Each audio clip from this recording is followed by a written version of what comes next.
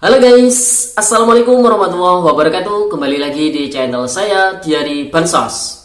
Sahabat YouTube, bagaimana kabarnya hari ini? Semoga sahabat YouTube semua dalam keadaan sehat, tambah rezekinya, dan tentunya semakin sukses. Pada kesempatan kali ini saya akan menginformasikan kepada sahabat YouTube semua tentang 6 informasi terbaru terkait dengan bantuan subsidi sekolah, kemudian bantuan BPNT gelombang ketiga, dan bantuan insentif sebesar Rp700.000.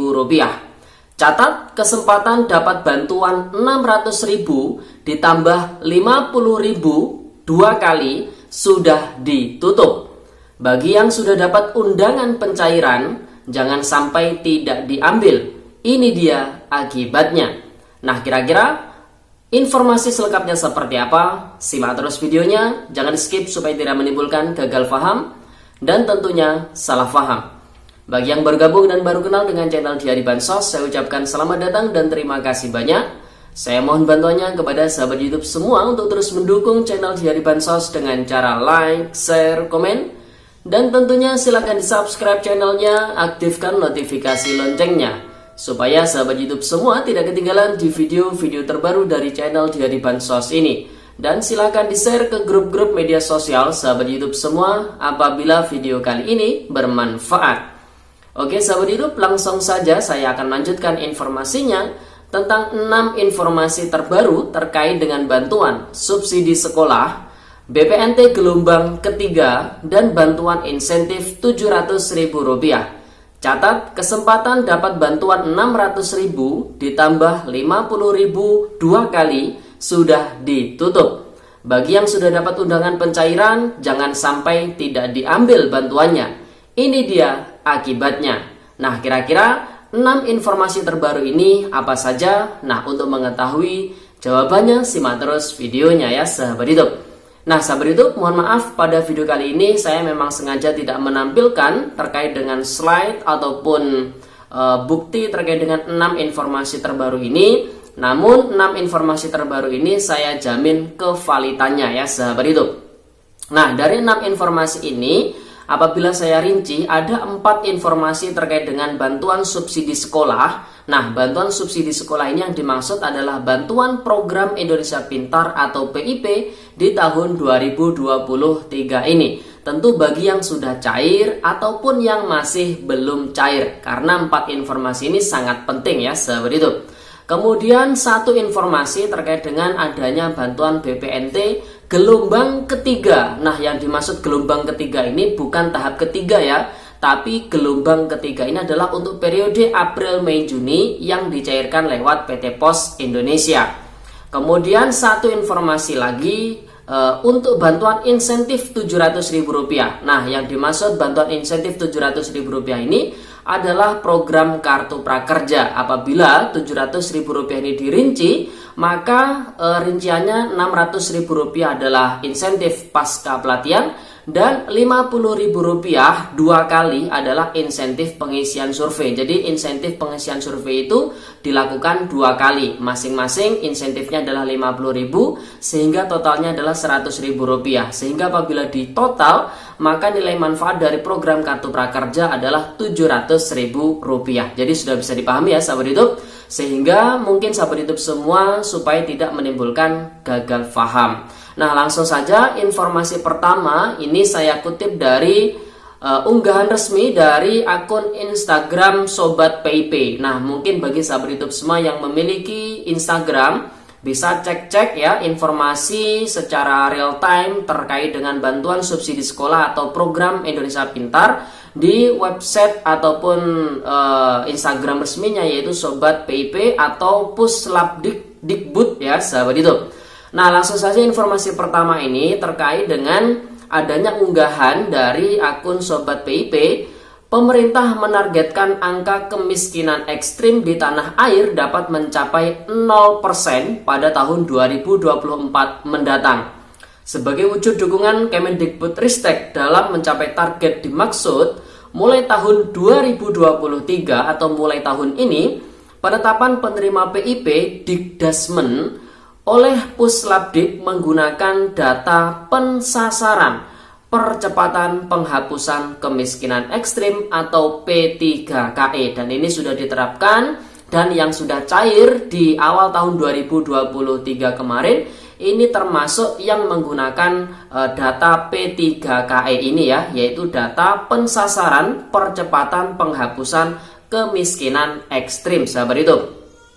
Nah, bagaimana kategori miskin ekstrim itu? Jadi di Indonesia, seseorang dikategorikan miskin ekstrim jika biaya kebutuhan hidup sehari-harinya berada di bawah garis kemiskinan ekstrim, yaitu di bawah Rp10.739 per orang per hari, atau Rp322.170 per orang per bulan. Jadi apabila ada dalam satu kakak, misalkan dia kakak tunggal nih ya, dalam kakak tunggal tersebut dia itu bekerja dan sebulannya dia digaji katakanlah Rp300.000, maka dia termasuk tercatat sebagai kemiskinan ekstrim karena pendapatannya per bulannya per orangnya itu di bawah Rp322.170.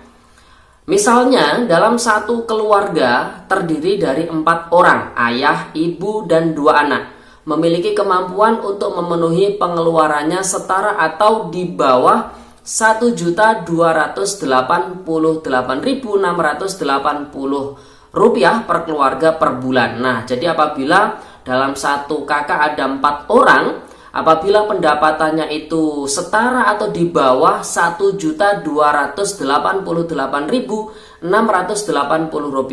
maka bisa disebut sebagai kemiskinan ekstrim. Jadi bisa dipahami ya sahabat YouTube. Nah, berapa sih jumlahnya di Indonesia? Data miskin ekstrim disampaikan pada laman p3ke.kemenkopmk.go.id. Jumlah keluarga ada 6.289.167 kakak. Nah, kalau jumlah individunya itu ada 28.703.339 orang ya sahabat itu. Nah, berikutnya, apakah DTKS masih digunakan dalam penetapan penerima PIP? Jadi DTKS berdampingan dengan data P3KE, digunakan sebagai sumber data utama penetapan penerima PIP. Jadi Dapodik, kemudian data P3KE dan juga DTKS ini selalu menjadi rujukan utama dalam penetapan penerima bantuan subsidi sekolah yaitu PIP. Dapat terjadi seorang siswa tercatat pada data P3KE dan juga DTKS. Nah, ini terbukti pada termin pertama kemarin ada sebanyak 1.987.126 peserta didik yang ditetapkan sebagai penerima PIP berasal dari data P3KE dan juga DTKS. Jadi di kedua data tersebut si siswa ada namanya. Jadi seperti itu ya sahabat itu. Nah, ini merupakan bentuk bukti dukungan dari Kemendikbudristek untuk merealisasikan program 0% kemiskinan ekstrim di tahun 2024. Semoga saja program ini bisa terrealisasikan ya sahabat itu.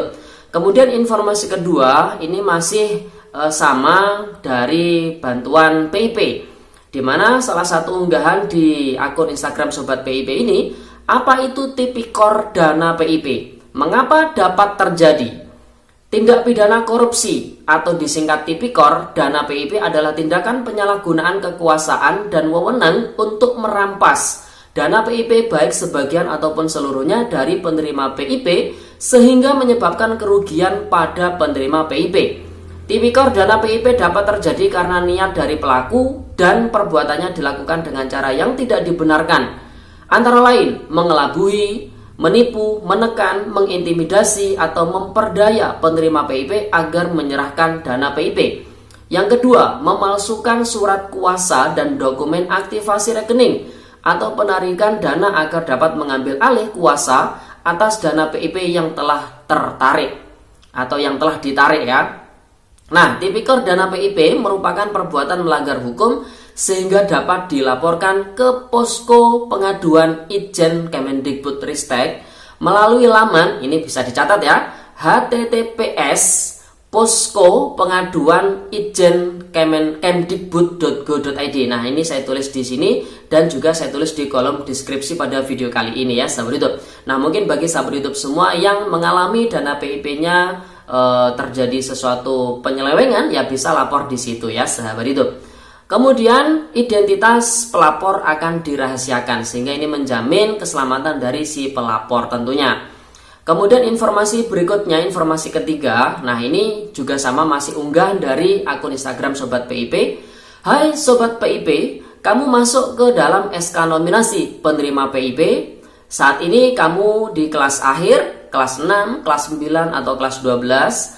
Segera aktivasi rekening. Ingat, sebelum tanggal 30 Juni tahun 2023. Nah, bagaimana cara mengetahuinya? Yang pertama, buka laman Si Pintar di alamat pip.kemdikbud.go.id.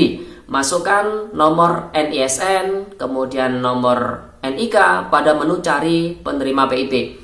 Penerima PIP yang masuk SK nominasi agar segera hubungi sekolah untuk meminta surat keterangan aktivasi rekening untuk dibawa ke bank. Jadi jangan menunggu dari sekolahan ya. Kalau misalkan setelah dicek ternyata sahabat YouTube semua ini masuk sebagai SK nominasi ya. Jadi langsung lapor saja supaya dari pihak sekolahan diberikan surat keterangan aktivasi rekening ya, sahabat YouTube.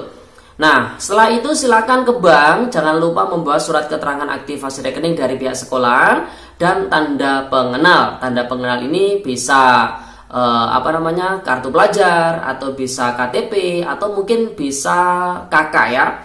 Setelah aktivasi berhasil, kamu akan menerima buku tabungan simpanan pelajar atau buku tabungan simpel dan kartu debit atau kartu ATM ya, sahabat itu.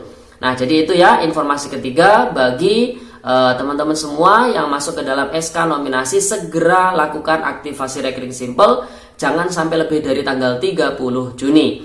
Kemudian informasi berikutnya, informasi keempat atau informasi terakhir dari bantuan subsidi sekolahan atau PIP ini.